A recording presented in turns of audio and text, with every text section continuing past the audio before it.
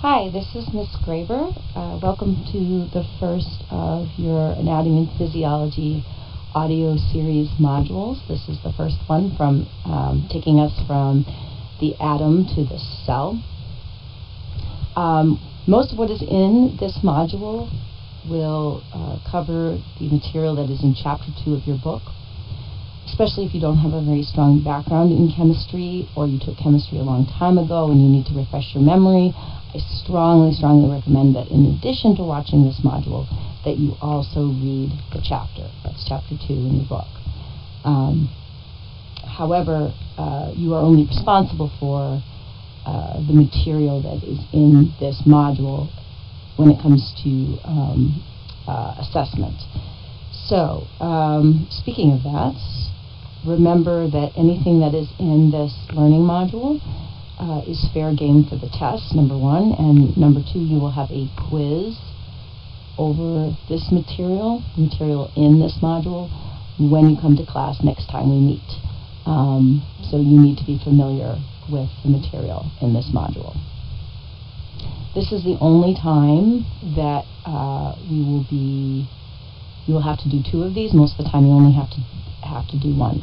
So you need to view this first module and also module number 2, which has to do with cells. All right, so I think that's it, so let's begin.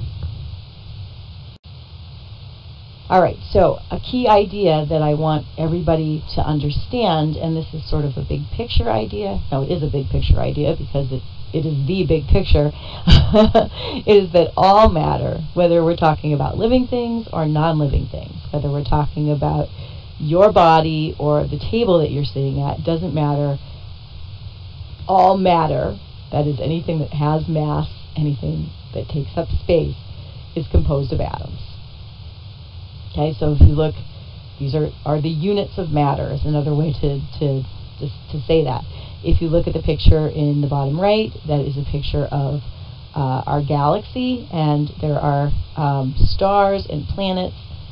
All of that in our galaxy is composed of atoms. So then the question is, what is an atom? So if I were to pluck an atom from either your body or the table you're sitting at or from the air and examine it, I would notice that it had various parts. So we're going to talk about each one of those parts. In the center of an atom is something called the nucleus, the center of the atom. In the nucleus, if you look at the picture, you'll see that there are two types of subatomic particles. Subatomic is just a fancy word for smaller than an atom. And there are two of them in the nucleus. You have your protons, which are pictured in blue, and your neutrons, which are pictured in red. Those subatomic particles make up the nucleus of the atom. Surrounding the nucleus of the atom, orbiting, those black lines that you see, that's just showing you a pathway, okay? Because the electrons are constantly in motion. They're constantly moving around the nucleus. And that's the third type of subatomic particle, are the electrons. So protons and neutrons in the nucleus, electrons orbiting around the nucleus. So just to give you an idea of how tiny these atoms are, okay, because you can't really get your brain around it. The human brain cannot comprehend something that is this small. We cannot see them with the naked eye, obviously. We do actually have microscopes nowadays that are getting better at viewing the atom, called atomic force microscopes. But atoms are super small. So this slide is just to give you an impression of how small atoms are. Okay, it's nothing you have to memorize, so don't get scared looking at all those numbers. Okay, so for a typical human of 70 kilograms, there are almost 7 times 10 to the 27 atoms. So that's a 7 followed by 27 zeros. That's a huge number. That's how many atoms make up your body if you weigh about 70 kilograms. Of this, almost 2/3 of the atoms in your body almost 2/3, are hydrogen atoms. Hydrogen atoms. 1/4, and we're going to talk about what makes hydrogen hydrogen, what makes carbon carbon, etc., but further along in the lecture. So 2/3 is hydrogen, 1/4 is oxygen, and about 1/10 is carbon. These three atoms add up to 99% of the total atoms that are making up your body. Okay, so most of the atoms in your body are either hydrogen, carbon, or oxygen. There are 100 trillion cells in the human body. Now the next mini lecture is going to be about cells, so we haven't gotten there yet, but all living things, including humans, are made up of units called cells. These are living units, and they're much, much larger than an atom, okay? So, whereas there are 100 trillion cells making up your body, there are about 100 trillion atoms making up just one of your cells, okay? So if you got a human being, and you were able to pluck a cell from, say, your skin and examine it, and then there would be 100 trillion atoms in that one cell that you have in your hand. Okay, once again, even a cell is too small to see with the naked eye. Our eyes don't have the resolution to view a cell.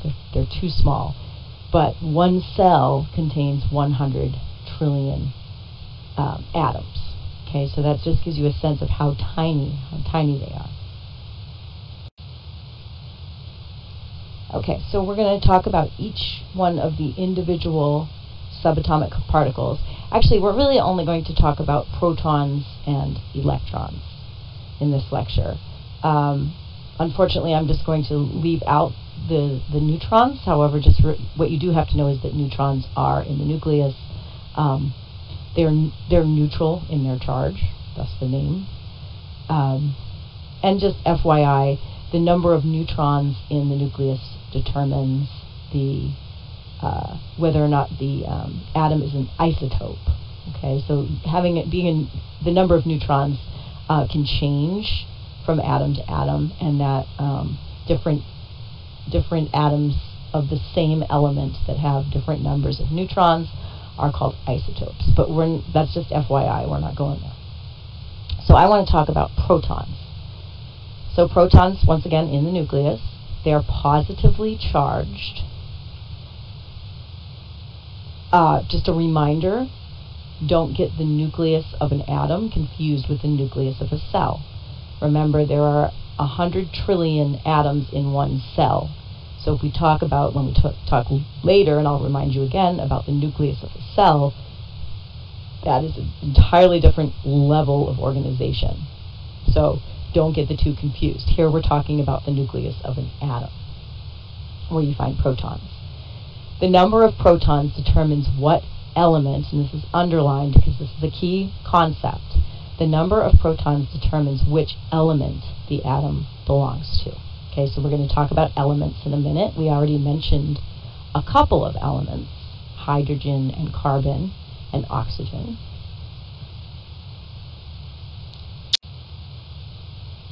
So elements are pure substances containing atoms with the same number of protons in the nucleus. So in other words, what elements a particular atom belongs to is determined by the number of protons in the nucleus. This is also called the atomic number. So there's only so many elements that we know of in the universe, and all of those elements have been organized in something called the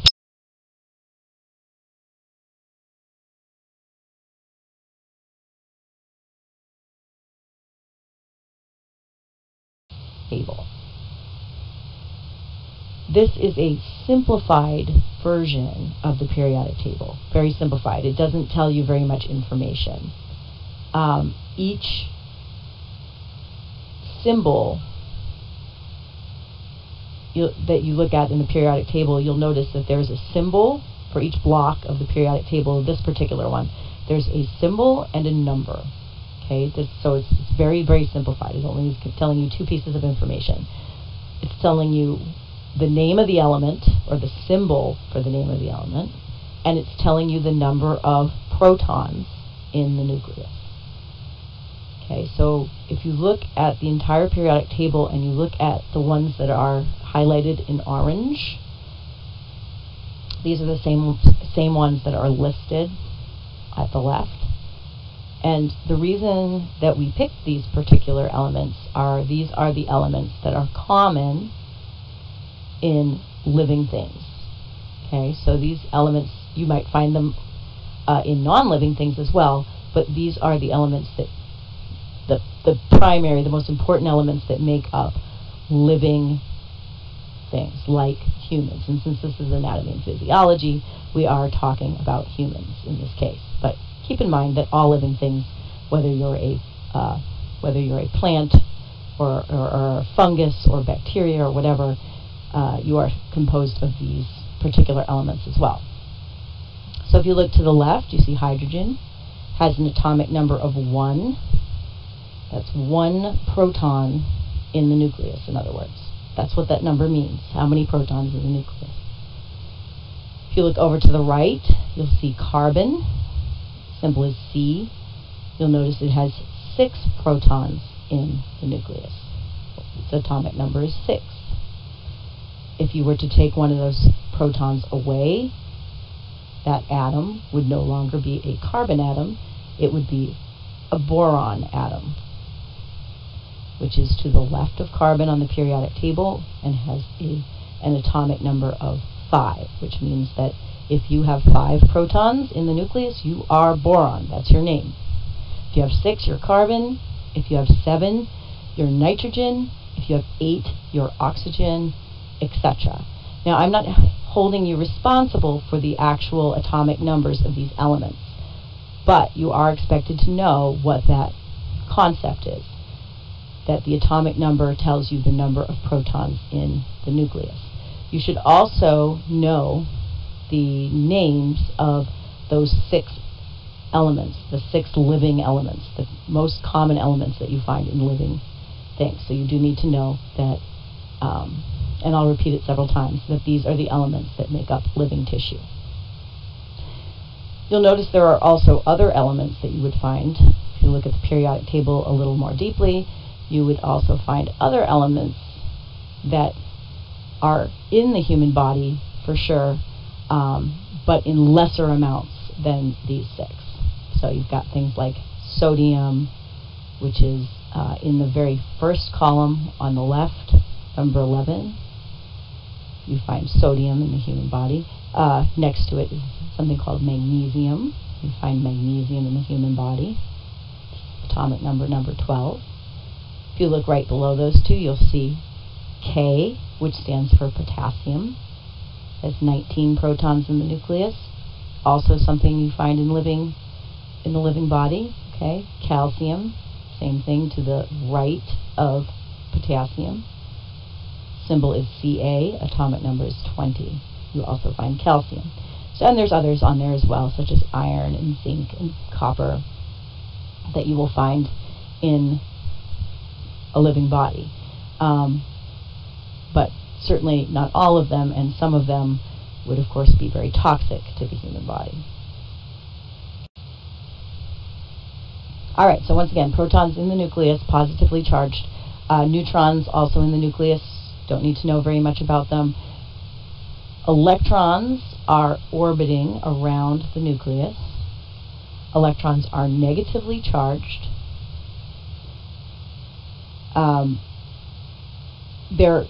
When they orbit, once again, I told you that these black lines here are not actually there. It's just showing you a pathway because the electrons are constantly in motion. They orbit at set distances from the nucleus, and these are called different energy levels. We're not really going to go very much into that. Your book goes more into that concept, but we're not really going to explore it. However, you do need to know that electrons are orbiting around the nucleus, that they are negatively charged. So the number of electrons orbiting around the nucleus determines the charge of the atom.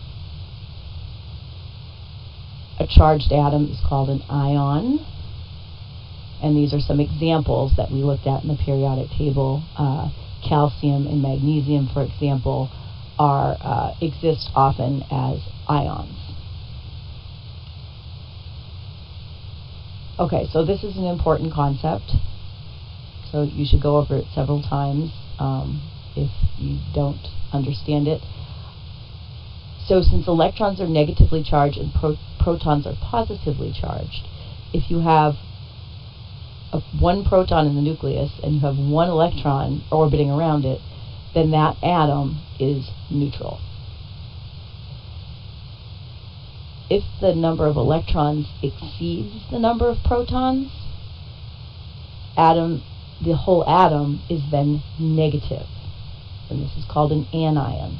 This makes sense because if you have an extra electron, that means you have an extra negative charge. Okay? So if you take an atom that just has 5 protons in the nucleus and you have 5 electrons orbiting around, then that atom is what? It's neutral, right? However, if I have 5 protons in the nucleus and I have 6 electrons orbiting around, then the atom is negative. I have an extra negative charge there, right? If the number of electrons exceeds the number of protons, then the atom, if the number of electrons if there are fewer electrons than protons, the atom is then positive, also called a cation. And this makes sense because if the number of protons, and remember, you can't change the number of protons, because if you change the number of protons, you change the atom itself, you change the element that it belongs to. So if you have 6 protons in the nucleus, which would be carbon, by the way, but if you have 6 protons in the nucleus and you only have 5 electrons orbiting around, it's like you have an extra positive charge. You have an extra positive charge, so the atom is now positive. This is called a cation. All right, electrons are also involved in bonding. Electrons are involved in bonding. Doesn't matter what kind of bond. We're not going to go into the different kinds of bonds. Your book does go into the different kinds of bonds. We're not going to go there. We just need to know that when you have atoms bonded together, you have something called a molecule. And the electrons are really what is involved in the bond. The electrons are, instead of orbiting around one nucleus, now they're orbiting around 2. That's what a bond is. So a bond is actually the involvement of electrons. So anytime you have more than one atom, right, you have 2 atoms or more bonded together, that's called a molecule. So there are a number of small molecules, and here's a picture of some of them. So if you look at the upper left there, that picture, you have 2 hydrogen atoms bonded together. That's a molecule. If you look at oxygen, you got 2 oxygen atoms bonded together. That's a molecule. 2 nitrogen atoms bonded together, the next one over. That is a molecule. If you look down the lower right, you've got carbon dioxide. It's going to come up a lot this session. We're going to talk about carbon dioxide quite a bit. Carbon dioxide is a molecule. Notice water is on the list. The bottom row, second molecule there is water. That's an oxygen atom with 2 hydrogen atoms. Okay, so they're bonded together.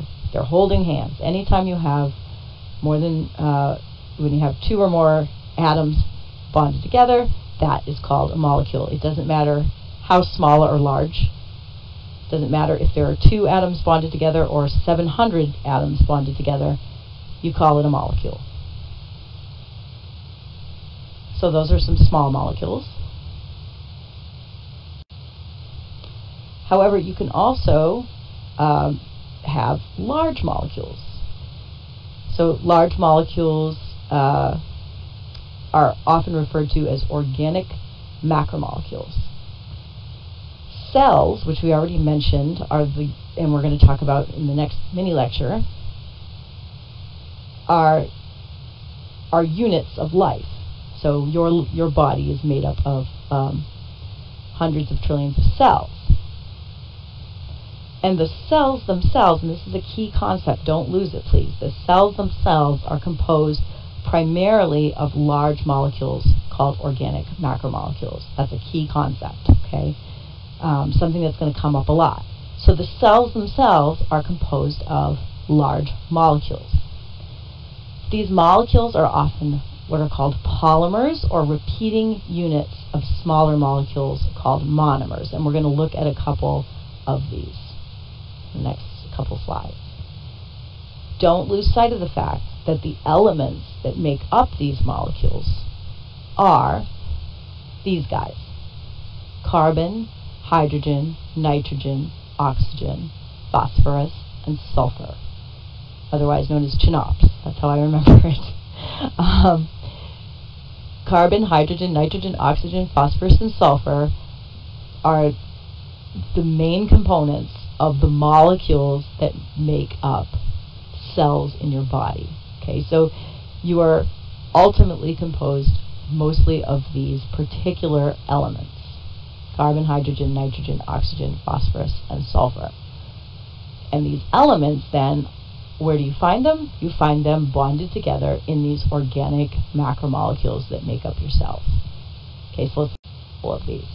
There are 4 major classes of organic macromolecules, or very large molecules. Don't get scared.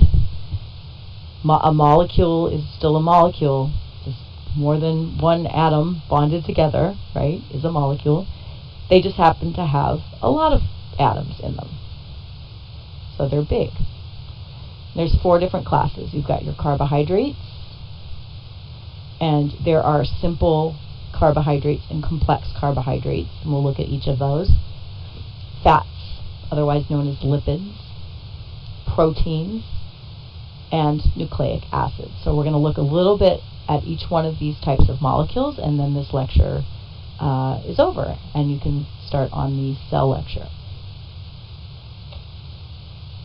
Oh, just to remind you, there are other organic macromolecules that don't necessarily fall into these categories.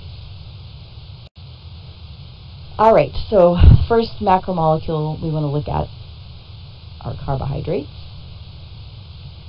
Carbohydrates, and this is something you're going to need to know, okay, composed of carbon, hydrogen, and oxygen. Remember, these are the elements of life. These are the atoms you find in these molecules, in a 1 to 2 to 1 ratio. This just means, just look at that ratio for a second. So that just means that if you have 1 carbon, you have 2 hydrogens, and you have 1 oxygen. That's what 1 to 2 to 1 means, okay? If you have 2 carbons, then you would have 4 hydrogens, and you would have 2 oxygens. That's what that ratio means, okay? Another way to think of it is just that for as many carbons as you see in the molecule, you'll have that many oxygen atoms. Okay, so in other words, the number of carbon atoms equals the number of oxygen atoms. So there are 2 major types of carbohydrates. You have your simple sugars and your complex sugars. Complex carbohydrates, excuse me. Another word for complex carbohydrates, another word for it is polysaccharides. Polysaccharides just means many. That's what poly means. And saccharides has to do with sugar. So many sugars bonded together is a polysaccharide. Just so you can have some pictures, You're not going to be held responsible for drawing or recognizing these molecules. However, this is just to give you a visual to go with the lecture. If you look in the left, you see glucose and fructose. These are carbohydrates, because remember we're talking about carbohydrates. They're relatively small carbohydrates, and we call them simple carbohydrates. The ones on the left, glucose and fructose, are structured in a ring. If you look at glucose, for example, this is a simplified model, so you don't necessarily see all the carbons. They haven't actually drawn in some of the carbons, but the carbons are actually implied. So at every single, that geometric shape that you have at the middle, at every single corner, there is a carbon. So glucose, if you look at glucose, and you were to count the carbons, there are 6 of them in glucose. So since there are 6 carbons, because remember you have to count, you have the corners of the geometric shape, the corners of the ring structure, you have to imagine that there's a carbon there. So if you count all those, you'll find 6 carbons in glucose. You will also find just as many oxygens if you count. So if you look at the oxygens in glucose, there are 6 of them. So this is what makes glucose a carbohydrate. It has just as many oxygen atoms as it does carbon. So these are your monosaccharides at the left. If you just look at them quickly, you'll notice there's only one ring. Mono means one. So you've got just one ring. Glucose and fructose are 2 examples. And then if you look to your right, there are some examples of what are called disaccharides. Di meaning 2. Saccharide having to do with sugar, so disaccharide, 2 sugars. Notice that there are 2 ring structures in each of those molecules. It's like they're holding hands, right? They're bonded together. And there are 3 that are listed there. You have your sucrose, you have your lactose, and you have your maltose. These are disaccharides. Okay, they're disaccharides because notice there are 2 ring structures instead of just 1. Both monosaccharides and disaccharides are simple carbohydrates. During the process of digestion, which we're going to talk about fairly soon, all carbs are broken down into monosaccharides. So during the process of digestion, if you eat a sandwich, all of the disaccharides and all of the polysaccharides, which we'll be talking about next, get ultimately broken down into your monosaccharides, into glucose and fructose. And that's what's actually absorbed then into your blood. Okay, so this brings us to complex carbohydrates. Complex carbohydrates are otherwise known as polysaccharides. They are polymers that are usually strings of glucose. So a bunch of monosaccharides, in this case being glucose, all strung together. Okay, so this is a larger, polysaccharides are much larger than monosaccharides and disaccharides because they're strings of glucose bonded together. Notice in this picture, you don't see, they've left out the symbols for the atoms. Okay, but what each one of these rings that you see in all 3 of these molecules, each one is a monomer, and each of those monomers is glucose. So starch is a whole bunch of glucose bonded together. Cellulose is another kind of polysaccharide, whole bunch of glucose bonded together. Glycogen, also, whole bunch of glucose molecules bonded together. These are examples of polysaccharides that you find in living things. Starch is a storage form of glucose in plants. You find, like, for example, in a potato, you find a lot of starch because this is where the plant stores its glucose. Look at starch for a minute. Notice that it's a bunch of glucose molecules all bonded together, right? That makes sense. This is how plants store their glucose. Cellulose is also only found in plants, and it is a structural molecule in plants.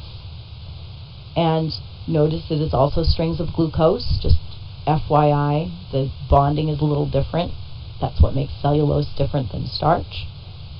But both starch and cellulose are basically strings of glucose. Okay, glucose all bonded together. Glycogen is another kind of polysaccharide. This is how animals, like our cells, like humans, store glucose. Has a little bit of a different bond, like branching structure. Don't worry about that.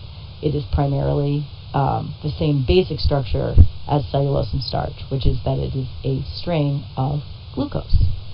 So starch, cellulose, and glycogen are all examples of polysaccharides. And polysaccharides are strings of glucose. So they're very large molecules. Ultimately, what are these large molecules made of? Carbon, hydrogen, and oxygen in a 1 to 2 to 1 ratio. Okay, we covered all this. Oh, by the way, cellulose is a component of what we like to call fiber, which, you know, everybody's always encouraged to get more fiber in their diet. That's what we're really talking about, is cellulose. All right, fats. So fats are usually nonpolar molecules, not soluble in water, in other words, which just means if you ever dump some oil into a glass and you put some water in there too, you'll notice that the fat and the water don't like to mix, right? They don't mix together. Water is something, we're not going to go into what it means. Water is what's called a polar molecule, and usually nonpolar molecules and polar molecules don't like to mix together. So fat is not soluble in water. Like carbohydrates, it also contains just carbon, hydrogen, and oxygen. However, what makes it different is that it has very little oxygen in comparison to carbohydrates. Fats are mostly just carbon and hydrogen, in other words. Okay, less oxygen than you find in carbohydrates. So that's their basic structure, basic characteristics. There are 3 main types. Triglycerides, these are fats. When you're talking about, like, the fact that you have too much fat in your thighs and you'd like to get rid of some of that fat, you're talking about triglycerides. Okay, these are molecules that you find in what's called adipose tissue, which is fat tissue in your body, because this is how your body stores fat. Okay, so this is just, once again, don't be intimidated by the picture. It's supposed to help you to understand, not to intimidate you.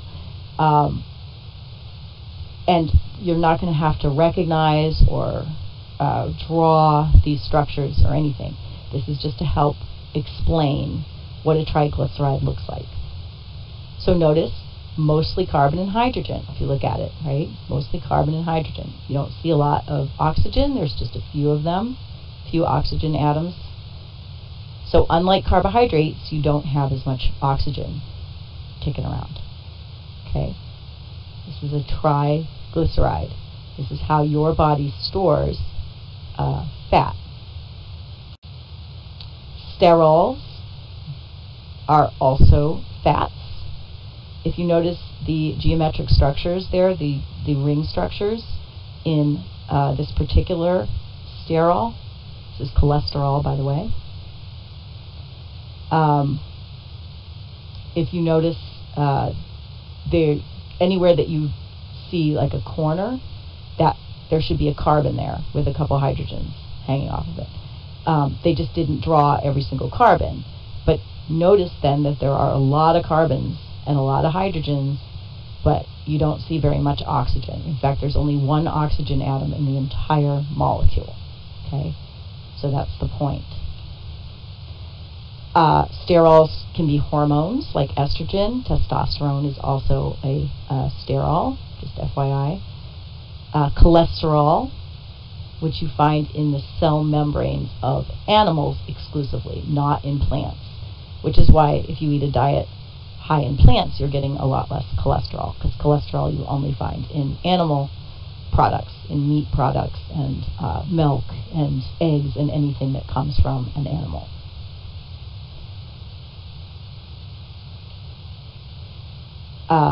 Also, cholesterol is a component of bile, which bile we haven't talked about yet. If you don't know what it is, it's fine. We're going to talk about it extensively. But you find a lot of cholesterol in bile. Okay, the third type of fat is a phospholipid. So there it is.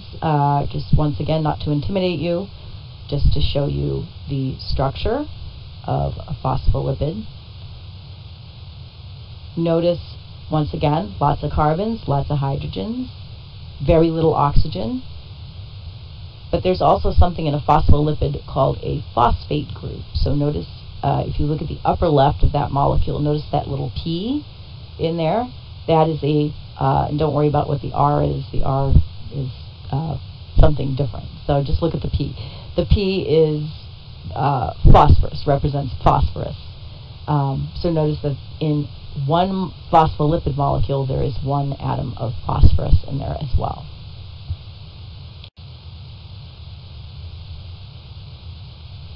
Okay, this brings us to the third class of organic macromolecule.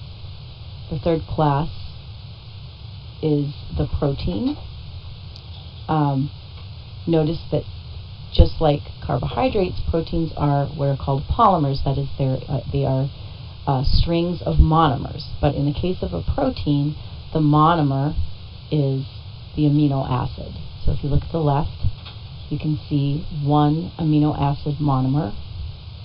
Notice that it is composed of, put aside the R for a minute, and I'll talk about what the R side chain means in a minute. But if you just look at the backbone of one amino acid, you'll notice there is a nitrogen atom. There's also carbon and hydrogen and oxygen. If you look to the right, you'll see a string of amino acids. So in order to be called a protein, usually the string of amino acids has to be quite long, somewhere between 100 or 1,000 amino acids strung together. But this is just a example, so you notice that you'll see several amino acids strung together. Look to the left and you'll see the abbreviations for the names of the amino acids. And at the top left you have something called phenylalanine, PHE. Below that you have serine, SER. You don't have to know the names of the amino acids. This is just to help you understand the diagram. And then it shows you, so you have etc. So you have the abbreviations for the different names of the amino acids. Then it shows you the structure of each of those amino acids. Notice in red, that is what is called the R side chain. Okay, and notice if you look at the first amino acid, the phenylalanine, PHE, and you compare it to serine right below it, which is SER, you'll notice that the molecule itself looks different. Okay, so it is the R chain that gives the amino acid its name, okay, or it makes each amino acid different from the other amino acids. However, all amino acids have that same backbone, the N, the nitrogen bonded to a carbon, bonded to another carbon, the NCC. Okay, so once again, proteins are polymers. They are strings of the monomer known as the amino acid. Okay, and that's what the amino acid looks like. And each amino acid contains a nitrogen. Some amino acids, incidentally, also contain sulfur.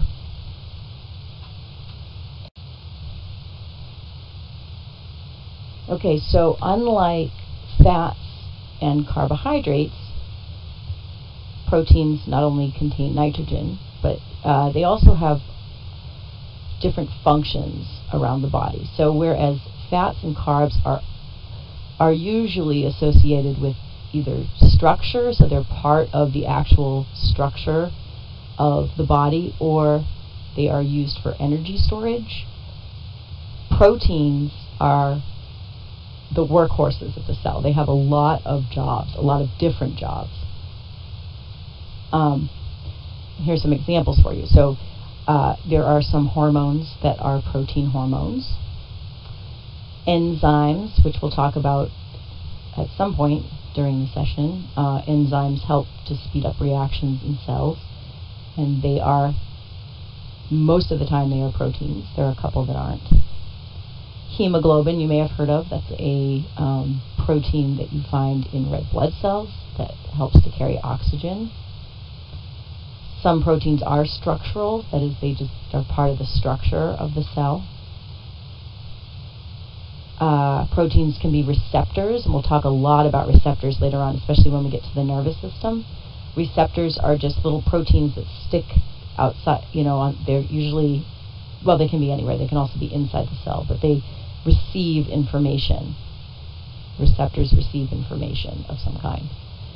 Antibodies, that we'll talk a lot about when we get to the immune system. Antibodies are proteins. Collagen and elastin, we're going to talk a little bit about collagen and elastin when we talk about the bone, the structure of bone. Okay, so these are just some examples. There's a ton of them. Okay, and we'll see throughout the session we will be discussing different kinds of proteins when we discuss different kinds of systems. Okay, I want you to take a minute and watch this video. It's just like 3 minutes long. All you have to do is click on the link and it'll take you to the video.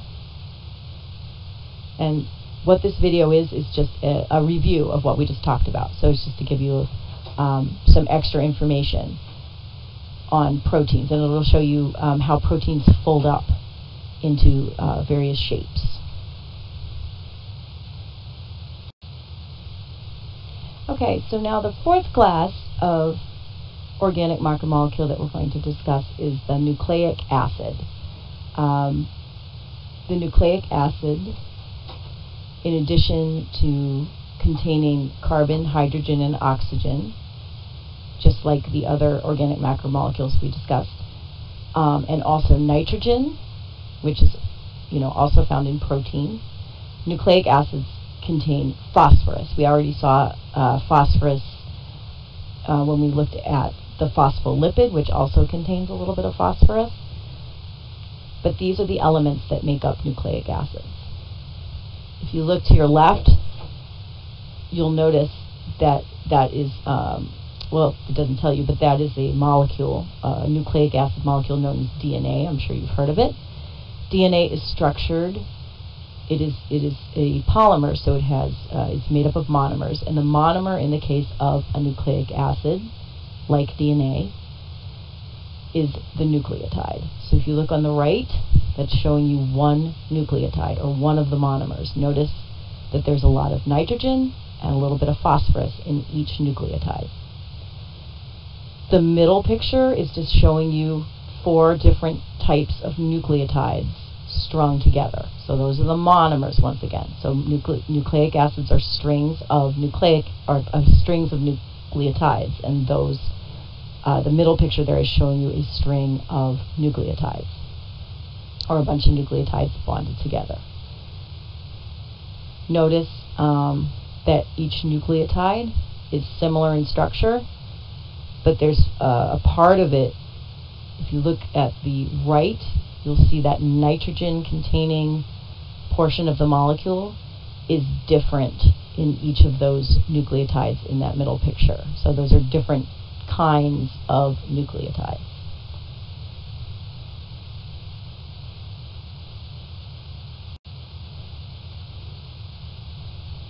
So DNA contains the genetic information for most living things. It's the nucleic acid. RNA assists in the processing of the genetic information, and we'll discuss it later, but it is also a nucleic acid. What makes it a nucleic acid? It's made up of nucleotides, and nucleotides have a particular structure, as we just saw.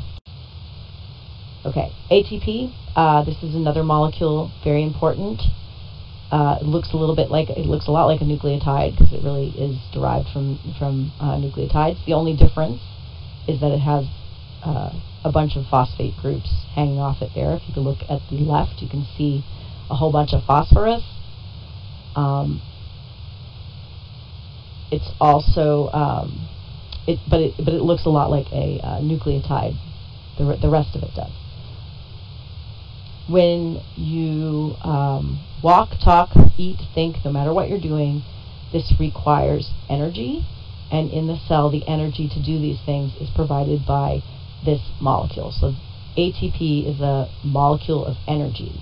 You can think of it as the energy currency of the cell, and it's used as fuel. This molecule right here is used to fuel the cell's activities. All right. So just to review the key concepts, elements like carbon, hydrogen, nitrogen, oxygen, phosphorus, and sulfur form molecules like fats, carbs, proteins, and nucleic acids, and these molecules in turn are the structural components of a cell, and it is the cell that we're going to talk about next time in the next mini lecture. I want to remind you that you're responsible for the information in these mini lectures, and that we will have a pre-quiz. We will have a quiz at the beginning of class that is part of your homework grade over these mini lectures.